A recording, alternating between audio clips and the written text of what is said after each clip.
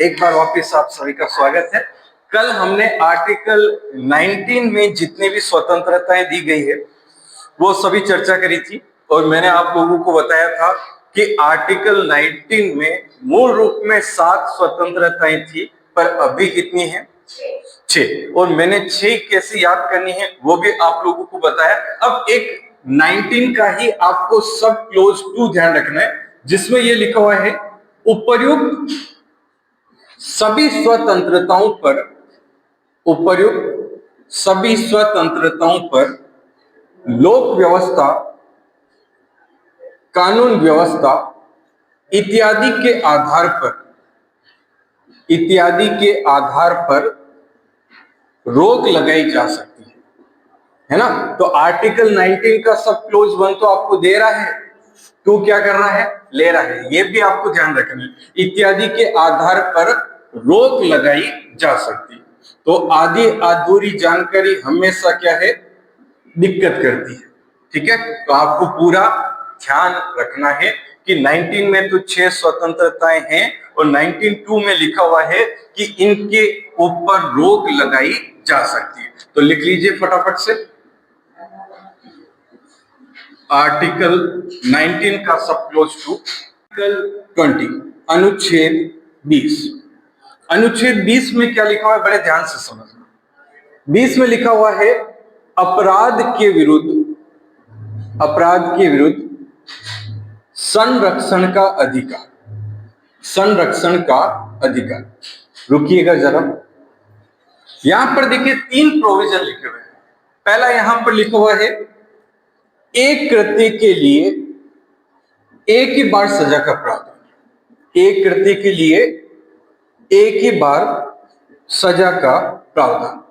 आपको ध्यान रखना है, ऐसा क्वेश्चन पूछा जा सकता है पेपर में कि निम्नांकित में से कौन सी स्वतंत्रता या कौन सा अधिकार अनुच्छेद 20 में उल्लेखित नहीं है। तो अनुच्छेद 20 में 3 प्रोविजन है। पहला आपको समझ में आ गया, एक कृत्य के लिए क्या है? एक ही बार सजा का प्रावधान है।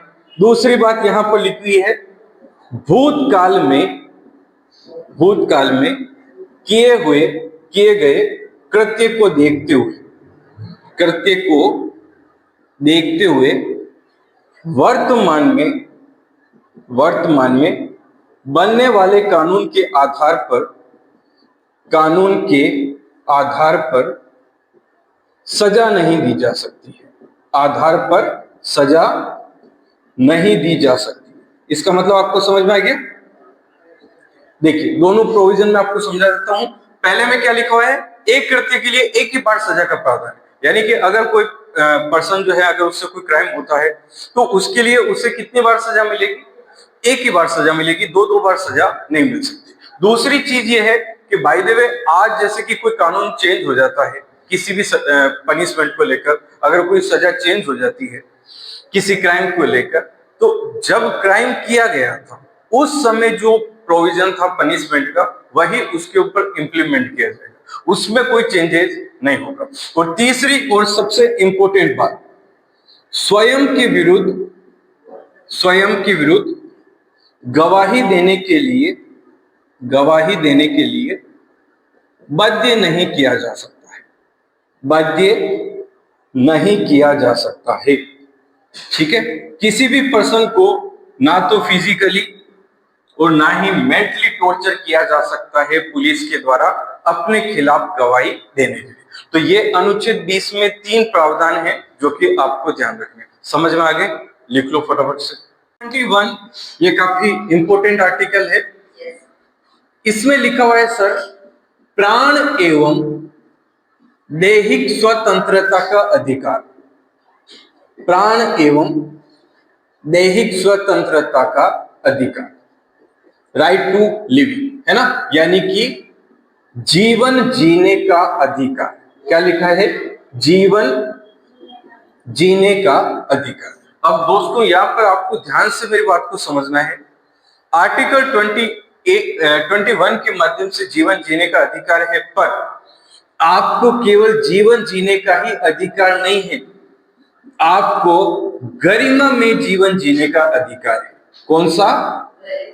गरिमा में जीवन जीने का अधिकार है, यानी कि ऐसी सभी बातें जो आपके जीवन को गरिमामय बनाती है, उन सभी का समावेश कौन से अनुच्छेद में किया गया है? 21 में। जैसे कि आपको अच्छी हवा प्राप्त करने का अधिकार है, आपको अच्छा शुद्ध जल प्राप्त करने का अधिकार है, अच्छी चिकित्सा सुविधा प्राप्त करने का अधिकार है, अच्छा एजुकेशन प्राप्त करने का अधिकार है, इंटरनेट प्राप्त करने का अधिकार है, निजता का अधिकार है यानी कि प्राइवेसी का अधिकार है। और आप मानेंगे नहीं, इतने डीप में क्वेश्चन आने लग गए हैं, पेपर में पूछा जाता है निजता का अधिकार, प्राइवेसी कौन से अनुच्छेद में उल्लेखित है। अगर कोई ऊपर से पढ़ता है तो वो तो यही देखता है प्राण एवं दैहिक स्वतंत्रता का अधिकार कौन से अनुच्छेद में है? 21 में। पर ये ध्यान रखिएगा, आपको गरिमामय जीवन जीने का अधिकार है और इससे संबंधित एक विवाद प्रचलित रहा है जिसका नाम है मेनका गांधी बनाम भारत संघवाद। इसी वाद के माध्यम से जीवन को गरिमा में माना गया है, तो ये आपको ध्यान रखना है।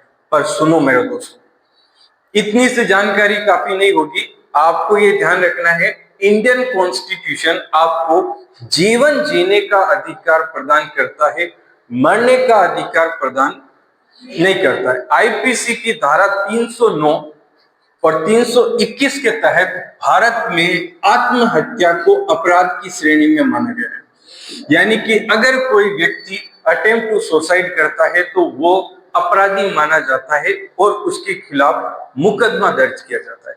अब साथ ही साथ एक जो मामला यहाँ पर चर्चा में रहा है, मैं उसको भी डिस्कस करना चाहता हूं। एक धर्म है जैन धर्म, और जैन धर्म में एक प्रथा होती है जिसका नाम है संथारा प्रथा। संथारा प्रथा में क्या होता है कि व्यक्ति स्वयं अपनी इच्छा से अन्न जल का त्याग कर देता है, यानी कि इच्छा मृत्यु का आह्वान करता है। अब विभिन्न हाई कोर्ट में इस मामले को चैलेंज किया गया, जैसे राजस्थान, एमपी, गुजरात वगैरह, और हाई कोर्ट ने संथारा प्रथा को भारत में अवैध घोषित किया। तो सभी जितने भी जैन समाज के लोग हैं वो अपील करते हैं सुप्रीम कोर्ट में, और सुप्रीम कोर्ट में इन्होंने कहा कि सर, हम तभी संथारा लेते हैं जब हमारे से अंदर कुछ जाता नहीं है, खाना पीना बंद हो जाता है, तभी हम संथारा लेते हैं। और सुप्रीम कोर्ट ने विभिन्न हाई कोर्ट के फैसले को बदलते हुए संथारा प्रथा को भारत में वैध माना है। यानी कि आपको यह भी ध्यान रखना है, संथारा प्रथा अनुच्छेद 21 का उल्लंघन नहीं है। विभिन्न हाई कोर्ट के फैसले को सुप्रीम कोर्ट ने पलट दिया। आगे बस समझ में, ये सारी बातें आपको ध्यान रखनी है कौन से अनुच्छेद में? 21 में। कर लोगे यहां तक? मैं वापस से रिपीट कर देता हूं। प्राण एवं दैहिक स्वतंत्रता का अधिकार, यानी कि आपको जीवन जीने का अधिकार है, कौन से अनुच्छेद के तहत? 21। और 21 के माध्यम से जीवन को गरिमा में माना गया है। यानी कि ऐसी सभी बातें जो आपके जीवन को गरिमा में बनाती है, चिकित्सा, एजुकेशन, इन्वायरमेंट, हवा, पानी, निजता, इन सभी का समावेश कौन सा अनुच्छेद में किया गया है? 21 में। एक विवाद आपको ध्यान रखना है, मेनका गांधी बनाम भारत संघवाद के माध्यम से जीवन को गरिमा में माना गया है। मैंने आपको यह भी बताया है कि भारत में कॉन्स्टिट्यूशन के अकॉर्डिंग आपको जीवन जीने का अधिकार है, मरने का अधिकार नहीं।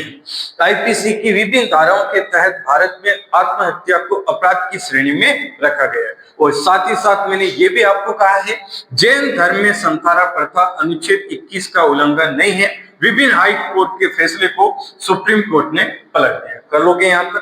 लिख लीजिए। ग्रेड वगैरह के पेपर देखे होंगे, कई पेपर में इसके प्रश्न पूछे गए हैं और काफी इंपॉर्टेंट है। और ये आपको ध्यान रखना है, ये कैपिटल ए है। क्या है? Capital A. कैपिटल ए लिखते आपको समझ में आ गया होगा। इसके लिए संविधान में क्या किया गया था? संशोधन किया गया था। तो ये ध्यान रखिएगा, 21 ए में क्या लिखा हुआ है? शिक्षा का अधिकार। क्या लिखा हुआ है? शिक्षा का अधिकार, राइट टू एजुकेशन।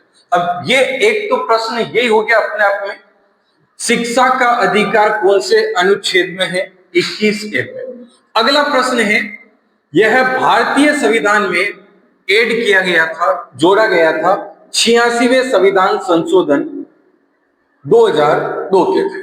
अगली बात आती है कि सर इसमें लिखा क्या गया है? इसमें लिखा गया है 6 से 14 वर्ष के बच्चों को अनिवार्य एवं निःशुल्क शिक्षा प्राप्त करने का अधिकार है।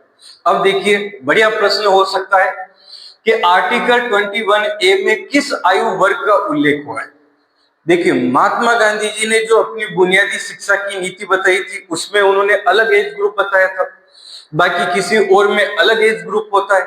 यहाँ आपको ध्यान रखना है 21A में लिखा हुआ है 6 से 14 वर्ष के बच्चों को अनिवार्य एवं निःशुल्क शिक्षा प्राप्त करने का अधिकार।